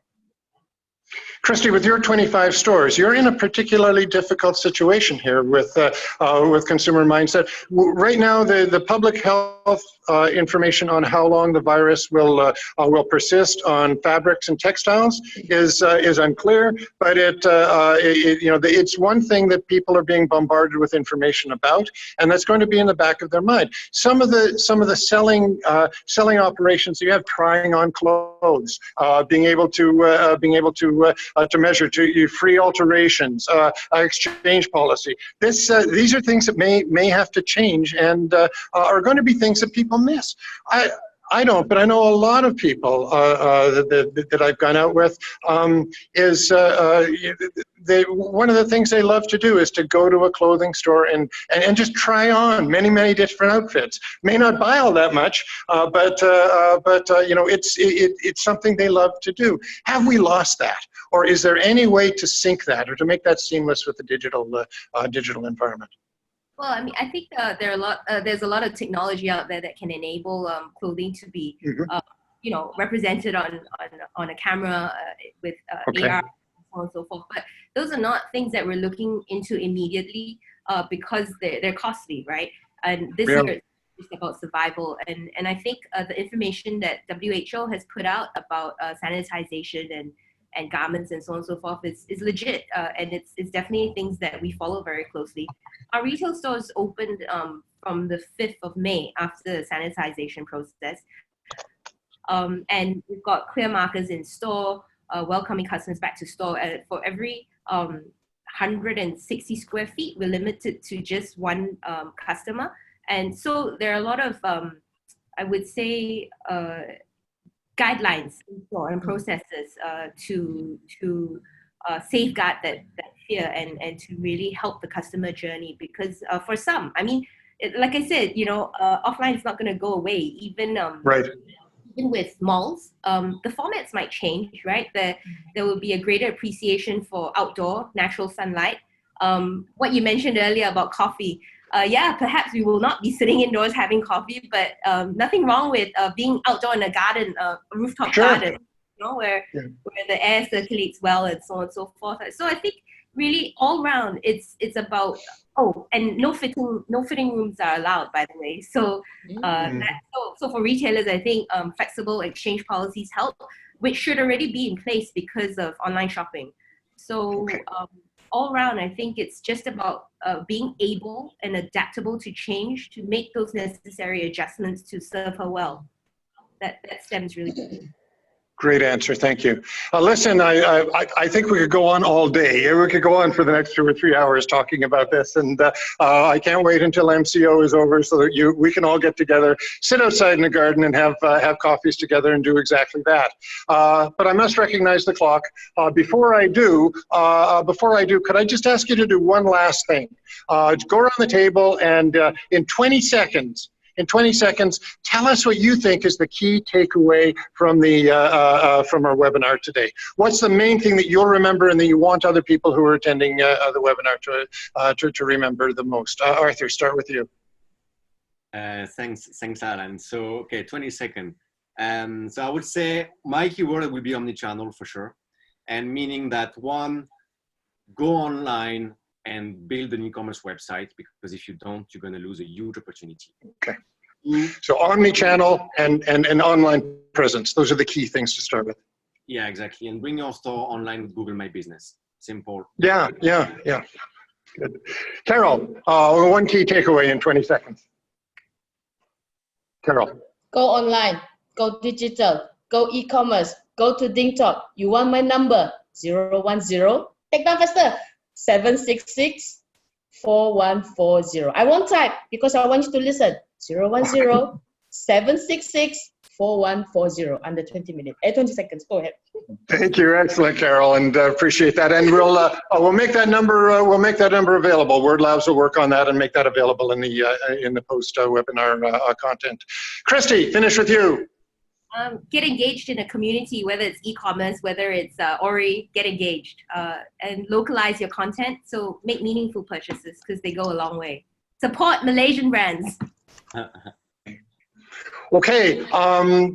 For me, the key takeaway is that you're not alone out there, that there are resources. You've got MDEC, you've got Google, you've got pioneers, trailblazers like Christy Yong and Ms. Reed to lean on. So talk to each other. Sam Khan, I'm looking forward to Ming-Zhen's presentation coming up. Maverick Fu in our second webinar had some excellent thoughts. There are resources out there. When you feel overwhelmed, when you don't know what to do, you don't know where to look for that strategic alliance that's going to help you get through that strategic alliance that will help you get through the morass. You're not alone. There are people out there who can help. With that, what remains is for me to thank Carol Fung from MDEC, Christy Yong from Ms. Reed, Arthur Chamin from Google. I'm Dr. Alan Down, speaking to you from my condo in Cyberjaya. Wishing you all the best. Stay informed and stay safe. Back to you, MC Bali. Thank you. Brilliant segment. Big up to Carol from MDEC, Arthur from Google, Christy from Ms. Reed, and Dr. Allen from Multimedia University Business School for the panel discussion. Now, I believe the most, biggest takeaway is that we need to support Malaysian brand. Now, do we move for the no questions so far? I think if there's any questions, I believe the panelists are still online. You can actually post it up on the comment. And I see Carol is vibrant and energetic as usual. So now, guys, do we move to the poll segment, or we move straight to I think let's move to the final poll before our SME Unplugged clinic. So let's go to the final poll.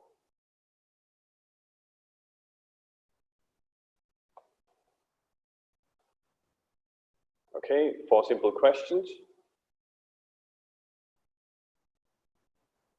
How would you rate the sessions today? Would you recommend this webinar series to your contacts or employees?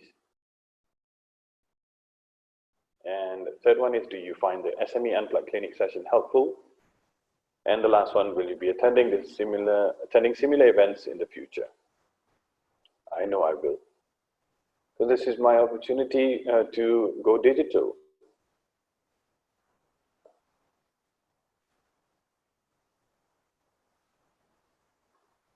All right, thank you.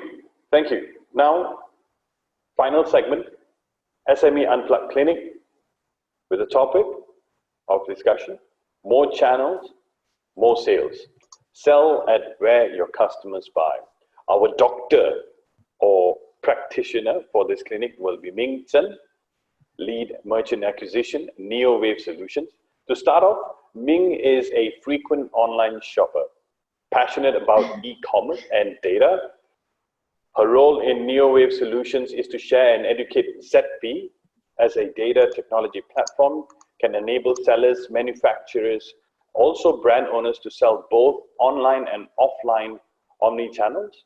Her personal goal, which is very exciting, is to help more SMEs make data-driven decisions. Ming, welcome, and the floor is yours. Okay, hi everyone. Good morning. My name is Ming-Zhen. You can call me Ming. I'm from ZP.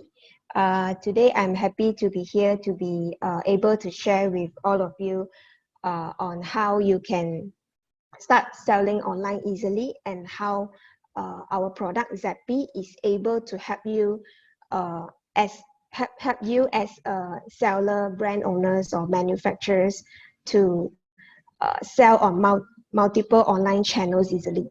So no matter you are selling on online channels, or you are an omni-channel seller who's selling on online and offline channels together, so I will share you some tips on how you can sell easily via our product. So now I will share my screen.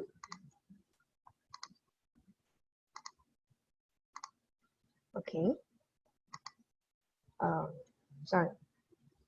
Okay, this is my slide. Okay, I'll start now. Okay.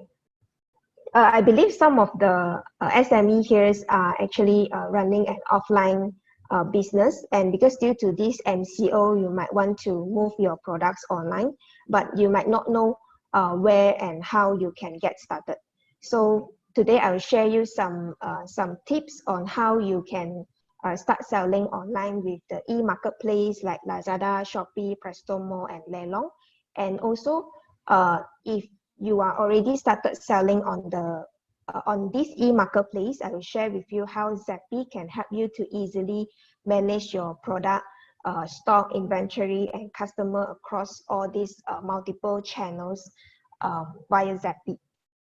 Okay, so I have a brief introduction about our product. So Zappy is actually a data platform, or can be known as an inventory management system that can connect to the marketplace, online store, which is your own branded store, and accounting software, as well as the point of sale system, which is for your offline store. So let's say if you are an offline seller, which is selling on the physical store or retail store. So right now you want to plan to sell on the online channels like marketplace or on your online store, and you want to link up your product and stock with your online channels and offline channels. So how you can do that is you can use Zappy to sync product and stock from your POS system to marketplace and also branded store. And then also when you got order from the online channels, the orders can actually sync to your POS via Zappy. So if you are online, if you are omni-channel sellers, most of the time you will facing overselling issue because the stock on your online channels and offline channels are not synced together. So we actually come up with a solution for you to where you can sync all the product, stock, orders, and also customer across online and offline channels via Zappy. Okay. Also, if you're only an online seller who's selling on marketplace and also online store, you can actually use Zappy to sync the product, stock, orders, and customer between these two channels. Okay. Because due to the time limit, later on I will do a live demo to show you how Zappy can help you to easily sell on this multiple marketplace. Okay. Next. Here I will share some tips on how you can start selling on these marketplaces. As all of you know that Lazada and Shopee are the most popular online shopping platforms where most of us will shop at. So these two platforms is actually the best platforms where you can start selling your products online. So you can just simply register a seller account by using your phone number or email address. Then once you get the account, you are free to sell. You can publish to their platforms for free, just that whenever you get orders, you have to pay at least a 2% transaction fee to Lazada and also Shopee. And then lastly, and these two platforms already have the traffic generated. So what you can do is you just put some effort to promote your product, or to, for example, doing some advertisement, or you can create some discount or deal to push your product to the front page and to get more exposure on your products. And also, as a seller, you have to spend some time to engage with your customer through the live chat. So I actually provided the link here. You can just click on this link and you can just start to register a seller account. So if you want to know more details on how you can sell on Lazada and Shopee, you can actually click on this link. Okay. Okay, next. So what is the purpose of using our product? So actually our product benefits you in four ways. First one is help you to easily upload products. So I'll explain with a scenario.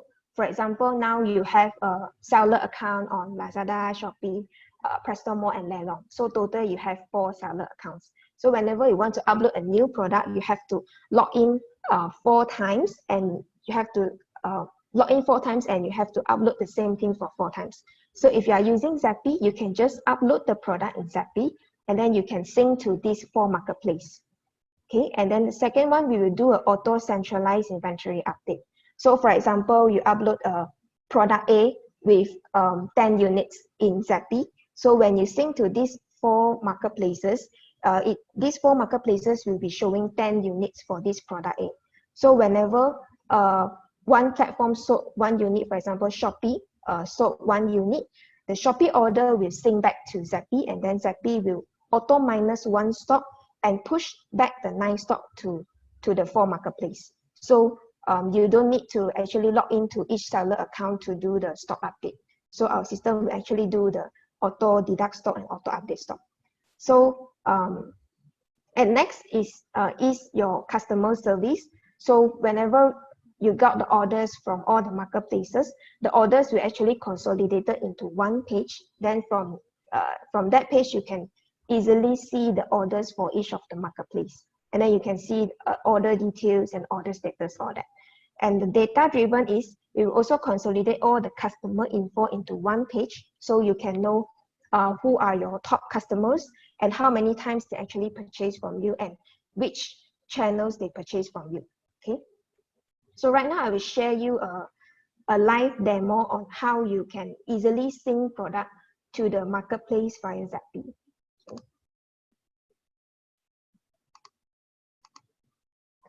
Okay, so this is the basically the dashboard of our platform. So at here you can just see the sales overview and the top performing channel, how much sales you are making.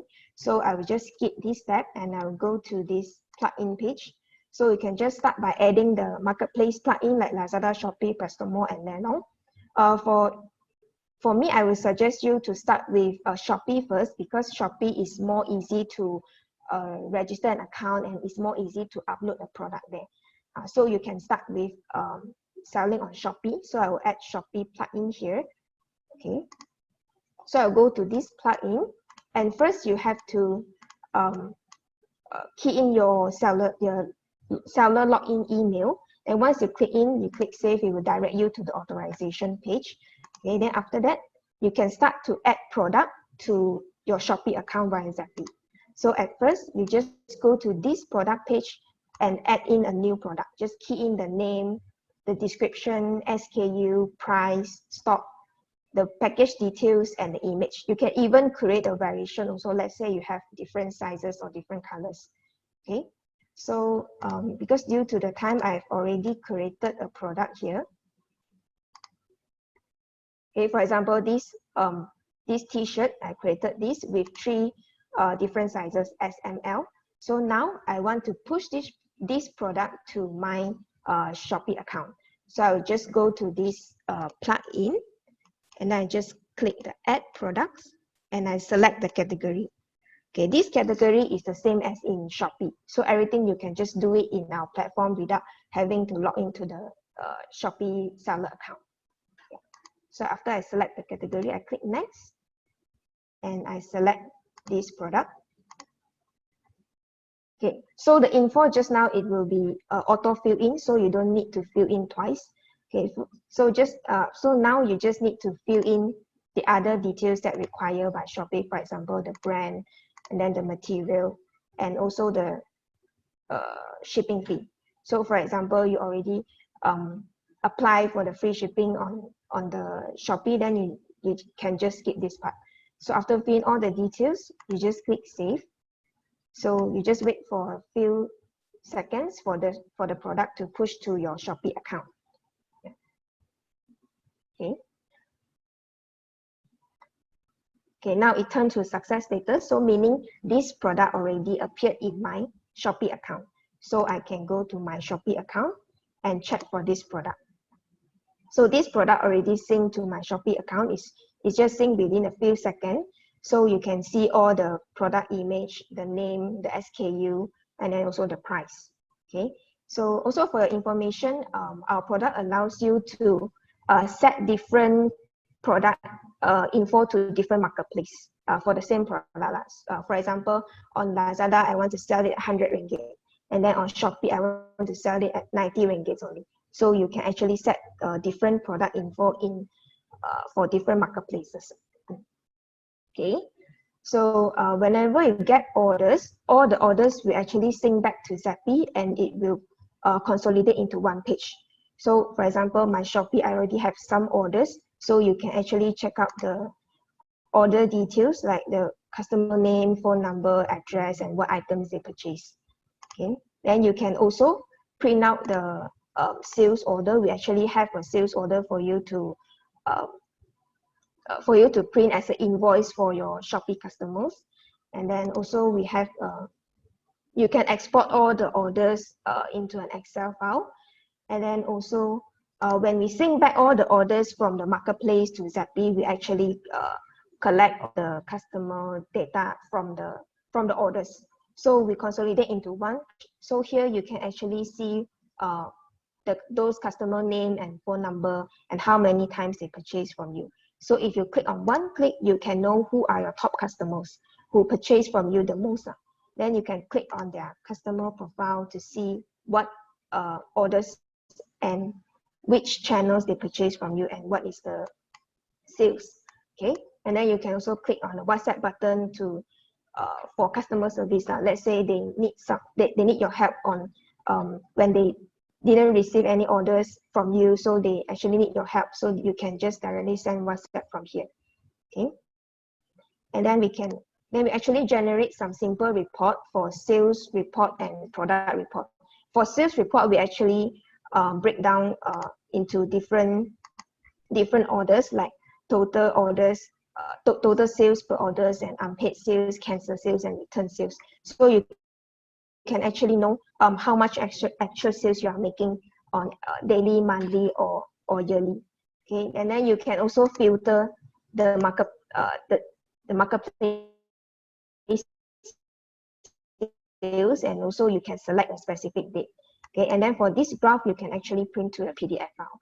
Okay, and then for product report, you can actually know which marketplace at what time you actually sold out what product. Here we show you the SKU, the product name, and the total sales. Okay, so basically this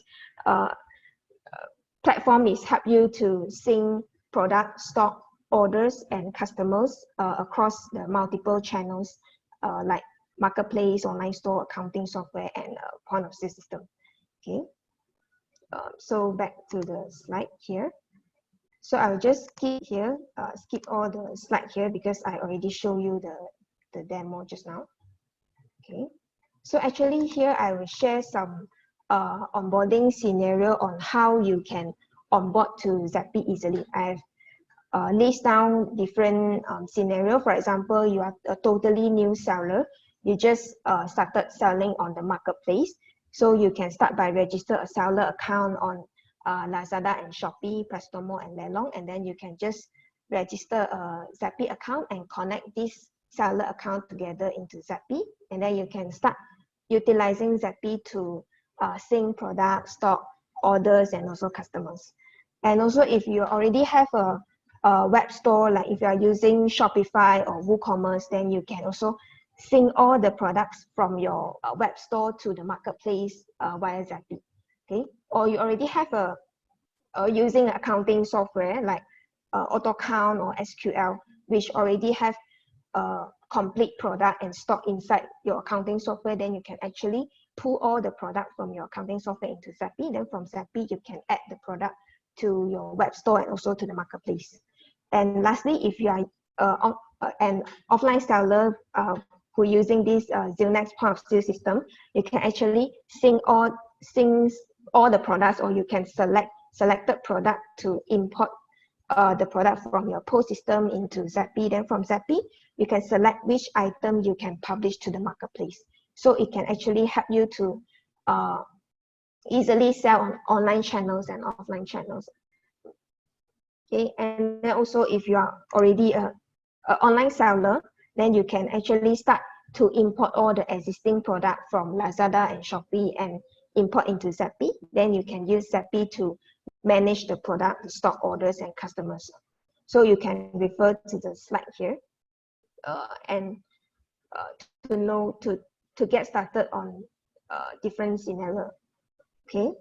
Then lastly, Zappy is actually one of the TSP for this SME digitization grant. So if you are eligible SME, you can actually apply for our plan. We have a different plan, and you can, if you are using AutoCount, SQL, or the Zillnex point of sale system, you can actually add on to one of our plan, and then you can apply for this digital grant. Yeah. So anything you can just WhatsApp or call or SMS me. Yeah. So for now, I will do some Q&A session. So if you have any question, you can let me know, and I will answer a question. Yeah.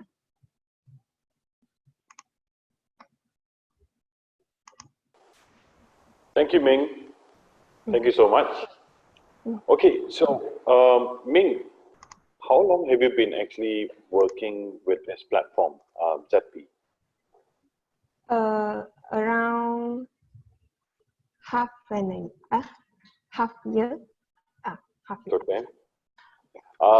Could you point out the success stories, like for instance, like in the industry, like let's say retail, is it retail industry or F&B, like products which really stand out, when you are researching? So which kind of products really like stand out during the your research, like whenever they use this tool, any top 3 products which you can recall? You mean like which category of product? Yes. Yes. If you are going to start on Lazada and Shopee, I think according to their statistic, the most popular categories will be the fashion, and also the baby products, and also the some groceries, I think. Yeah. So these are the top 3 categories. So where would the viewers get a complete step-by-step guide to use the system when they sign up for this service? We actually have a tutorial guide on we have all the step-by-step given. Yeah. Okay. I will share in the slide also. I will add it in the slide also. Okay. All right. And to those who are asking, that this PDF, I believe Ming, will you be sharing this PDF later? Yes, to those who have been really registered to the sure, Zoom webinar. If you have already registered, the members or the admin from WBN will be pushing that content over there. So now, question to you, Ming. As you see now with this entire COVID-19 situation, have you seen growth in people using your tool, or actually have access to your tool? How many percentile are we talking about? For now is actually because we also offer free plan. For free plan is for seller who has below 100 orders per month on Lazada and Shopee, they can actually meaning that if on Lazada and Shopee they got less than 100 orders per month, they can actually use our platform for free. So we're actually helping the seller to start selling on this marketplace easily. So whenever they got more orders or their sales is growing, then they can start to subscribing to our service. Okay, so for instance, sorry to just interject over there. Chris, have a question. Say that he's in Shopee with few hundred SKUs. Can he use Zappy to copy and post to Lazada with newly created store?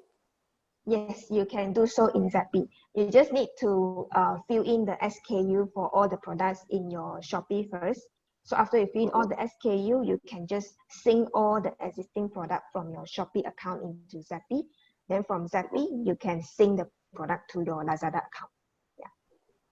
Okay. Now you see the common behavior of a person, of human being, is that whenever you're trying to buy something or you're trying to inquire the service, usually when we are trying to market, we are always marketing on a tip of the iceberg level.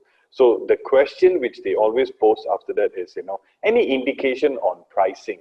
So you see, like Stephen Koo is just like me. I would definitely like to know any indication of pricing. What is the price range are we talking about? Would you know? Okay. As I mentioned just now, we have a free plan for the seller who have less than 100 orders per month. So if you have more than that, you can subscribe to our paid plans. The plans we have is the basic plan. For basic plan is you can start it at as low as 1188 per year. So meaning average is around 99 ringgit per month. Yeah, and then you can connect to Lazada, Shopee, Prestomo, Lelong, and also to your web store. If your web store is using Shopify or WooCommerce, then you can connect all this together. Yeah. Okay, that's a reasonable price. That's not expensive, because 55 is my Netflix subscription. So just add up 40 more ringgit, then I could definitely put two as well. For this basic plan, it actually support up to 1,000 orders per month. So if 1,000 orders is around 99 ringgit per month, then each orders is cost around 10 cents only, and then it will goes down for the orders that for higher orders, then you can get lower cost on each of the orders. Okay, I think that should do it. I think everybody should have more than sufficient information after the segment as well. So we will share the PDF slide with how to access and how to basically go to that application, ZP. So thank you so much, Ming Zhen. Yes, Ming Zhen. Can just call me Ming. I know how to speak a little bit of Cantonese. Thank you, Ming. Thank you. That was Ming from Neowave Solutions, a lead merchant acquisition. Thank you so much. Okay, so now that is the end of our SME Unplugged clinic. We have completed the speaker session, the panel discussion, and also the SME Unplugged clinic. So to those who log in from Zoom and Facebook, thank you so much first and foremost. Terima kasih Sheshani Rambanandri. You matter the most because during this COVID-19 situation, as without you, this webinar is impossible. So thank you so much. Now I need your help. To those who have registered through the MDEC and also WBN, you will receive a survey after this episode. So please be so kind to give us a feedback.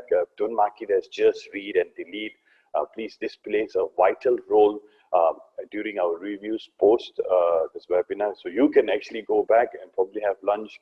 We have a post meeting after that. So please give us your feedback, and your reviews matters the most, so we can actually present a better quality episode number 5 and 6. Now, so thank you for joining. Thank you for joining today, and we will see you next episode. But the next episode will not be on a Tuesday. It will be on a Thursday, 28th of May, in conjunction of Raya. So Selamat Hari Raya. Thank you so much. So we'll have the Raya break, and to those who celebrate, and I believe everybody in Malaysia celebrates Raya. So to everyone in Malaysia, Selamat Hari Raya. And next week's topic, you see, we have already covered digital transformation, right? We've covered marketing, how to manage cash flows. Today we talk about e-commerce, how to boost the sales. Now, next week's topic on Thursday is very important. All right, we've discussed everything, but right now, and on next week's segment, let me reveal that topic next week will be about talent. How should SMEs be thinking on managing talent over the next 12 months? That's a very, very interesting, discussion, speaker session, and also clinic. So till then, be safe, stay safe. We will get through this together. Bali Dylan signing off from episode number 4, SME Unplugged 100 Go Digital series by MDEC and WordLab Business Network. Thank you. Bye-bye.